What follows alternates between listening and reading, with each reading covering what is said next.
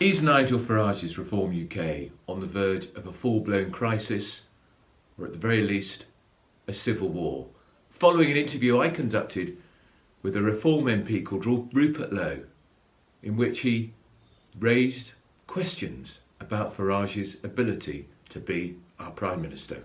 Welcome back to another Piercing Politics, and an extraordinary week in politics too, because normally we talk about Labour versus Tories, Tory versus Labour, or we might even be talking about Donald Trump, it seems, against the rest of the world. But this week we're talking about reform on reform, because within hours of my interview with Rupert Lowe, the MP for Great Yarmouth, he's a successful businessman, he's worth £30 million, he's nearly 70 years of age, he's been around the block, in which he raised questions over Nigel Farage's leadership. He said he had messianic qualities, but would they translate into being a good Prime Minister? He criticised the lack of accountability, the fact there was no proper opposition structure, no shadow cabinets, very difficult to get to see Nigel Farage. Within hours of that, instead of any conciliation or branch, Nigel Farage questioned whether Rupert Lowe wanted his job and in fact wanted to be Prime Minister.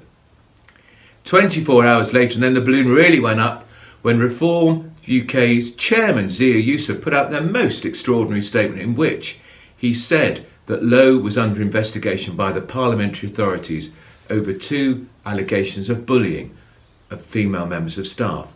Lowe has responded robustly to those allegations, but even more jaw-droppingly, Lowe revealing that Reform had called in the police against one of their own MPs because he allegedly threatened Youssef with violence on two occasions.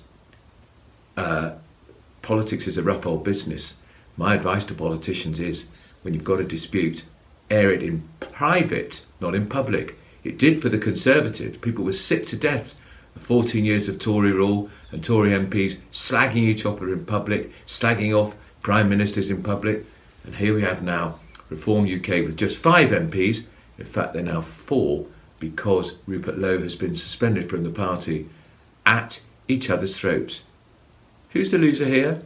The voters, because many people thought Reform were a breath of fresh air because they were fed up of the two-party system. The Tories who let the country down, and Labour who, as we see, are currently letting the country down in a big way.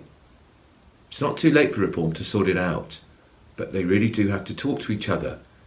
And what's happened in the last 24 hours suggests those questions about whether Nigel Farage is too thin-skinned and has got what it takes to be leader, well, even more people are now asking that question.